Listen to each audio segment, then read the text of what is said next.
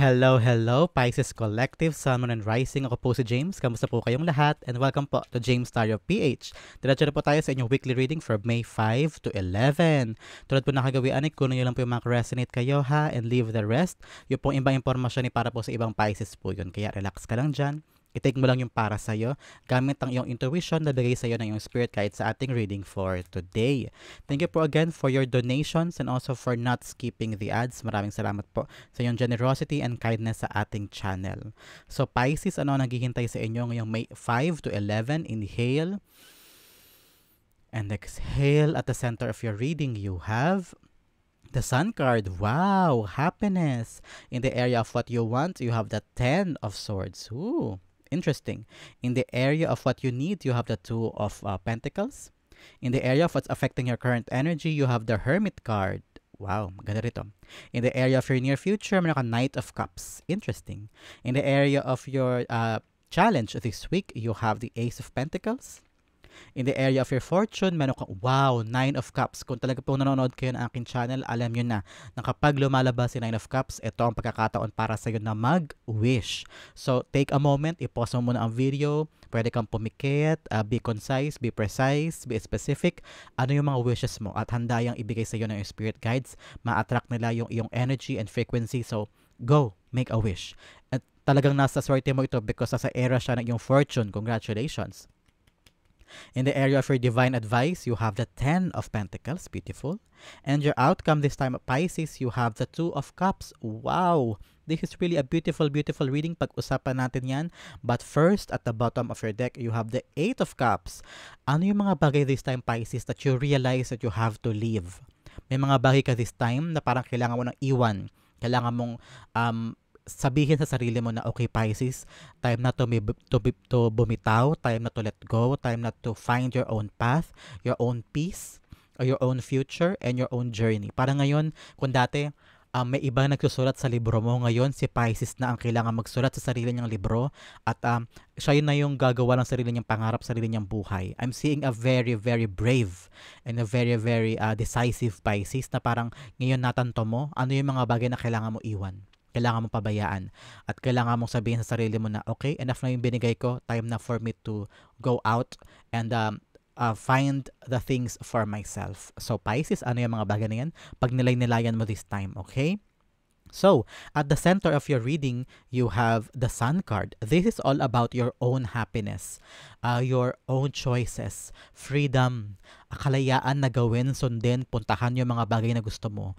Parang ngayon walang pipigil. Kaya siguro meron sa puso mo, sa isip mo na parang I want to get out. I want to live. I want to chase things for myself. Kaya ngayon pareho sila eh. Pareho silang card ng kalayaan, card ng pagkakaroon ng autonomy at control sa sarili mong buhay na parang sarili ko naman na pakikinggan ko, sariling desisyon, sariling boses, sariling isip, ganyan. I'm also seeing you finding out the truth because si Sun, talagang yung buong liwanag niya ay talagang binuhos niya sa'yo at lahat sa paligid ay nakikita mo. So meaning, there will be some truth na nalaman mo o malalaman mo pa lang kaya magkakaroon ka ng kalakasan to walk away. I don't know why, if it's all about your relationship or sa iyong trabaho o sa iyong pamilya na parang may truth that will come this week that will give you the initial push para umalis at sarilinin mo na at mag-isip ng para sa'yo. Ano? Kasi parang you're now on the search of your own happiness, especially here with the Hermit card. Pag-usapan natin later. So clarify natin yan. The Sun card is being clarified by the Ace of Pentacles. Yes, dalawang beses lumabas kung ano yung mga bagay na gusto mong tahakin, something about your value. Dalawang beses lumabas dito. Kaya ngayon, vina-value mo yung sarili mo, vina-value mo yung freedom mo, vina-value mo yung boses mo, yung kalayaan mo, yung sarili mong mga gusto. Kasi baka dati may pumipigil sa'yo na gawin yan. Parang lagi pag meron kang sinasuggest o meron kang sinasabi, someone will just reject your ideas and ngayon parang feeling mo, it's time for me to have my own. And ngayon nakita mo na yung worth mo. Parang this is like, I'm seeing my worth, I'm seeing my value, I'm running and going out there and chase whatever that it is there for me. Ano? In the area of what you want, you have the 10 of Swords. Hirap na hirap ka na Pisces in this endeavor. Pwede ba tong relasyon?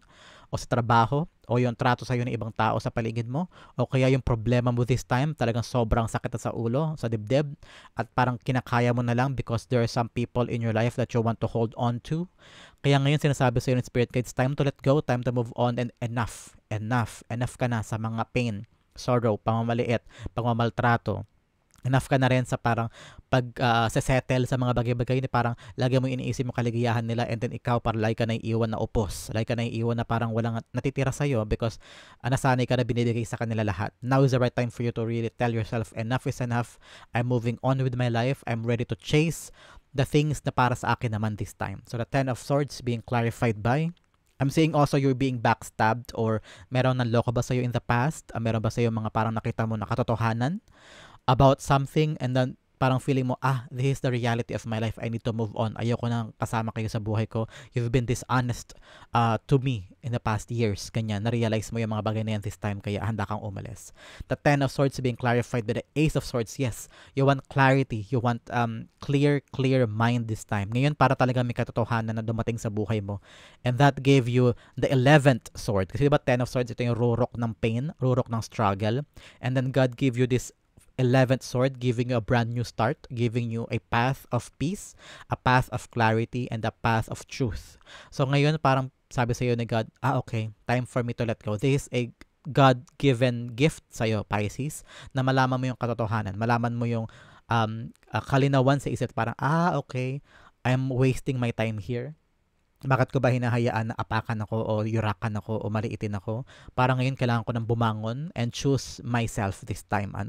In the area of what you need, ito kailangan mo Two of Pentacles, choices, definitive choices para bumalik ang balanse ng buhay mo. May kailangan kang bitawan, may kailangan kang i-appreciate, may kailangan kang i-let go, may kailangan kang yakapin. So ngayon, yun yung mga choices na kailangan mo pag-isipan, Pisces. Ano yung mga iiwanan mo?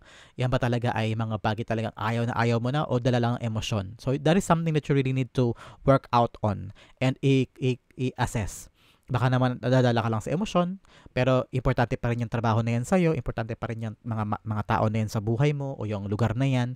Baka kailangan mo pang ayusin, pero kung hindi na talaga, I'm giving you your freedom to really walk away and choose yourself para mahanap mo talaga yung totoong balance ng buhay mo. Your choices, what I'm hearing, your choices will lead you to your right path. You are not, hindi ka naliligaw, hindi ka na wawaksi sa yung tunay na destinasyon. I'm seeing God is redirecting you. God is redirecting you on your right path, okay? The Two of Pentacles being clarified by the Nine of Cups. Dalawang beses lumabas. Nine of Cups. Nine of Cups all about your satisfaction, your fulfillment. Kapag alam mo na hindi na talaga fulfilling ang isang bagay o isang tao, na parang feeling mo nauupos ka, binibigay mo lahat pero sa'yo wala. Unti-unti na nawawala yung kaligayahan mo sa isang bagay, sa isang trabaho, sa isang tao.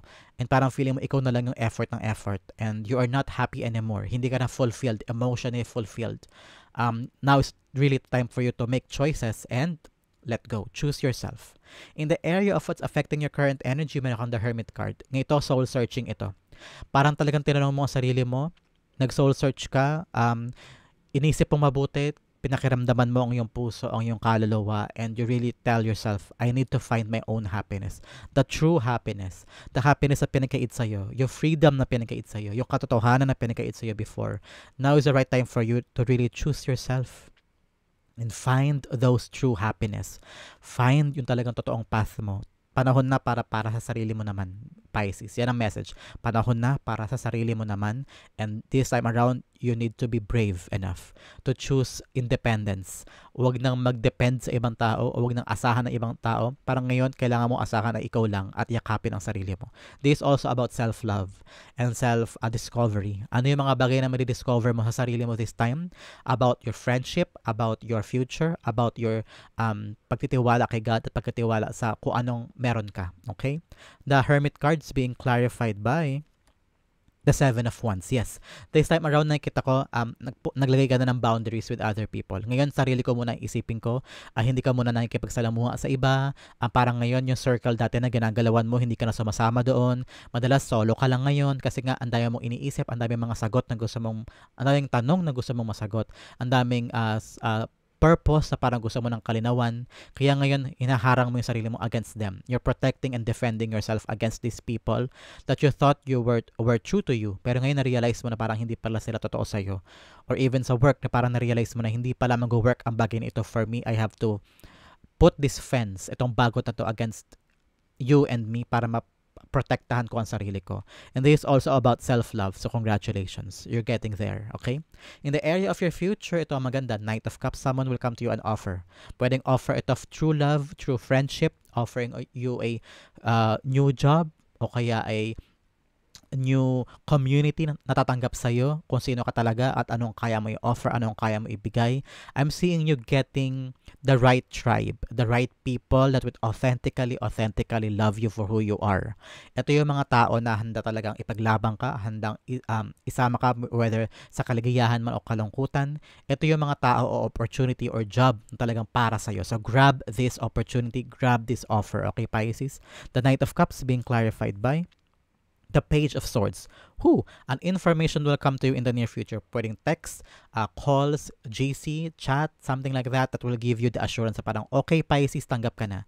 Pisces, dito ka, punta ka dito. Pisces, merong party dito sa amin, attend ka. Pisces, merong reunion. Umattend ka naman sa reunion natin, punta ka, baka nandoon yung swerte, nandoon yung offer that will help you moving forward. Okay? I'm seeing here, get out of a group chat. I don't know why. Biglang pumasok yun. Get out of a certain group chat kasi hindi yun makakatulong sa'yo. I don't know kung anong meron sa group chat na yan. But this is like a chismis-based group chat na pinag-uusapan ikaw, pinag-uusapan ng ibang tao. This is very specific for a very specific Pisces ha, hindi to para sa lahat. Pero meron isa sa inyo dyan o ilan sa inyo dyan na kailangan umalis ng isang group chat to further itaboy yung mga negative energy ng mga taong chismos at walang magawa sa buhay. Okay, Pisces? So, take heart that in the near future may offer sa'yo na babago sa buhay mo at nagbibigay sa'yo ng brand new start, a brand new life, okay? In the challenge this week, Pisces, you have the Ace of Pentacles. Ano itong challenge na ito? Very intriguing. Challenge sa'yo daw this time, Pisces, alam mo kung ano, tanggapin yung mga pagbabago. Tanggapin yung mga opportunity. Sometimes yung opportunity na yan mag-mask as a problema. O parang, ay, ano ba yun? Dagdag trabaho na naman, dagdag ways na naman, ayoko na mahirapan, ganyan. So parang ayaw mo abala. Ayaw mo maabala sa bagay na ito. Pero hindi mo na-realize that this is an opportunity for you to level up. Okay, opportunity tayo closer to your bigger goals. So make sure na wag kang tatanggi basta-basta sa mga alok o kaya mga oportunidad para kumita, oportunidad para makapunta sa ibang lugar o kaya trabaho, sideline, ganyan, because it will lead you closer to a better goal na mas malaki pa sa makukuha mo this time. So parang binibigyan ka agad ng step by step to success. Okay, Pisces, step by step ito para sumakses ka. Kaya wag kang choosy this time. Yan ang naririnig ko. Wag kang choosy this time. Be receptive and be playful, be excited, ganyan, okay? The Ace of Pentacles being clarified by the Wheel of Fortune. Yes, wag ka daw talaga choosy sa mga bagay. Tumanggap ka ng swerte this time. Parang wag mo daw harangan kasi energy din yan eh. Parang ayoko po, hindi pa ako pwede dyan. Ayoko niyan, ayoko ng trabaho na yan. So nagiging choosy ka kaya parang yung swerte choosy din sa'yo. So parang sinasabi din dito na Wheel of Fortune is like very time-oriented ito eh. Parang kailangan hindi mo siya palagpasin kasi pag umikot yan, baka di mo alam kung kailan balik sa'yo, no? So this time around, kapag umikot ang kapalaran for you, may nag-alok ng trabaho, may nag-alok ng swerte, ay tanggapin mo and wag mong sayangin. Okay, Pisces? In the area of your fortune, ito ang maganda, wish fulfillment. Meron kang dasal this time, meron kang wish this time na ipagkakaloob sa iyo ni God. Kaya idasal mo ulit yan ngayon na ipagkaloob na para mas bumilis ang frequency.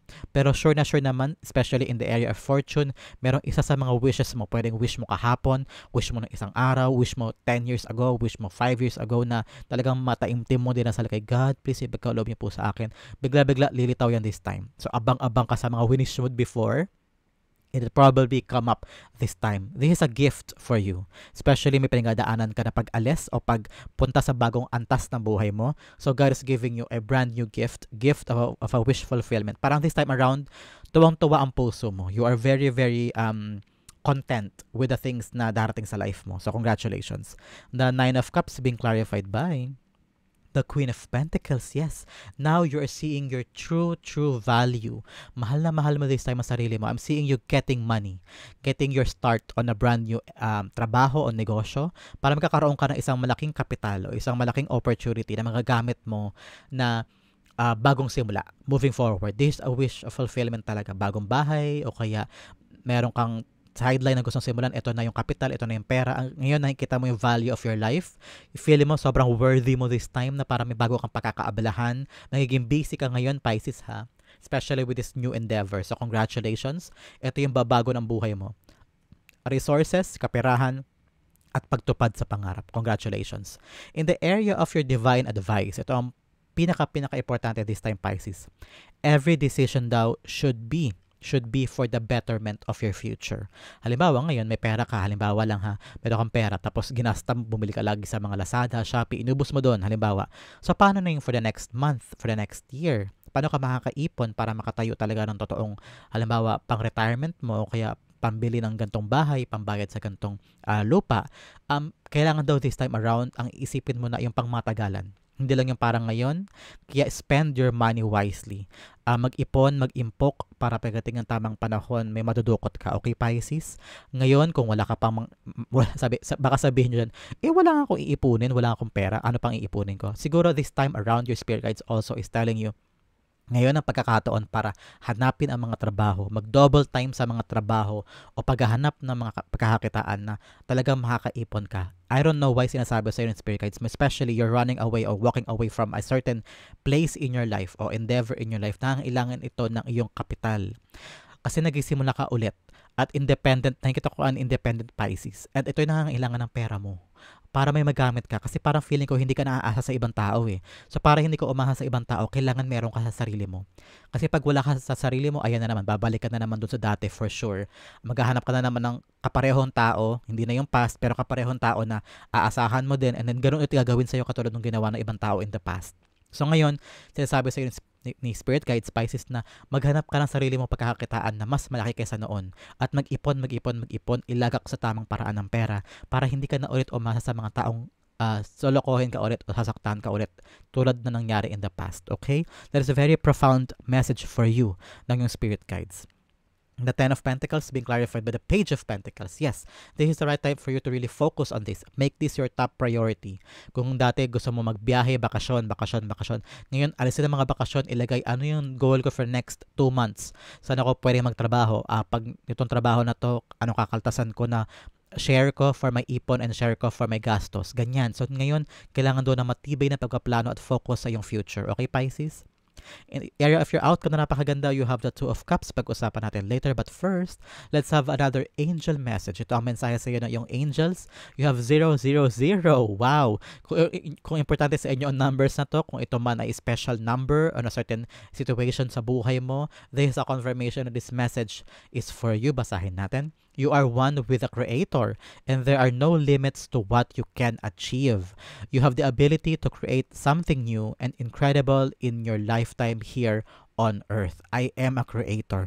So, sabi sa iyo ng Spirit Guides mo na sa iyo ang kalayaan, freedom, and wisdom para gawin lahat ng bagay na gusto mong gawin. Puntahan ang mga bagay na gusto mong puntahan at magsimula muli. Ikaw ang creator, you are the magician this time, and you can do this, okay? Ito ang area na kailangan pag-focusan buong linggong ito, Pisces. You have success. Wow! I know that there is no greater goal than love. So, sinasabi sa iyo ng Spirit Guides mo, if love ang pundasyon ng mga gagawin mo, you will be successful in that endeavor. Kung love and appreciation and authenticity ang pinag-uugatan ng sisimulan mo, lalago yan at magiging successful yan. Especially here, with the Ten of Pentacles, kailangan iisipin para saan, para kanino, hanggang saan ang iyong gagawin, and kailangan mo itong pag-focusan so that for the next 5 years, 10 years ay okay ka pa rin at meron kang madudukot at meron kang para sa'yo, okay? Itong outcome mo na napakaganda. For those Pisces na naghahanap ng love, I'm seeing you having someone in the near future, in their outcome, a potential lover. I'm saying potential kasi nasa sa'yo pa rin, Pisces, kung tatanggapin mo siya o hindi. Pero nakikita ko to, ang tao na to, talagang swak na swak kayo, pareho kayo ng standard, pareho ka ng, yung hinahanap mo sa kanya, nasa kanya. Swak na swak kayo. Kaya nasa sa'yo, Pisces, kung tatanggapin mo ang tao na ito. For some, I'm seeing contracts being signed because Two of Cups all about agreement, negotiation, business partnership, ganyan. So, if this is something na talagang concern mo this time, I'm seeing you getting that job, getting that business running, getting that business partner, mag-agree siya sa'yo. Kung nagbebenta ka ng bahay o lupa o ari-arian, mapapa-oo mo na yung client. So, this time around, yes, ang sagot sa'yo. Meron ka bang tanong na parang, kaya yun? Malalagpasan ko kaya yun? Yes, because Two of Cups is like aligning to your higher purpose. Kung anong gusto niya higher purpose, yun ang gagawin mo sa lupa. So, this is like an alignment card for you. Kung ano man ang iiwan, papunta, kung naman iiwanan mo at talagang magiging brave ka moving forward, gusto malaman ng spirit guides, gusto malaman mo ng spirit guides mo na lahat ng gagawin mo this time ay aligned sa iyong higher purpose. Kaya laban, so good, gawin mo na. And this is your freedom to a new path, a new life, a life that is aligned to your higher self. Why? Pisces, i-clarify natin yan. The Two of Cups being clarified by the King of Wands. Yes, mapangahawakan mo na ang buhay mo this time. Kung ano yung vision mo of the future. Ikaw ang CEO ng buhay mo ngayon.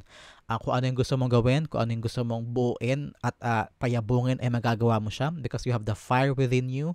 You have the motivation na gawin yan. Walang makakapigil sa'yo basta tiwala ka sa sarili mo at naniniwala ka sa kakayanan mo. At walang kahit sino man ang makakapagpayurak sa'yo o babaksak sa'yo because you know yourself too much. At alam mo na mas kilala mo ang sarili mo, vina-value mo ang sarili mo, mahal mo ang sarili mo at ma-accomplish mo to. So congratulations Pisces, that is your May 5 to May 11 reading. Sa po kayo naka-resonate, sa po kayo naka-relate, comment down below and I'll be reading your messages. Thank you again for watching. This has been James for James Tarot PH. God bless everybody.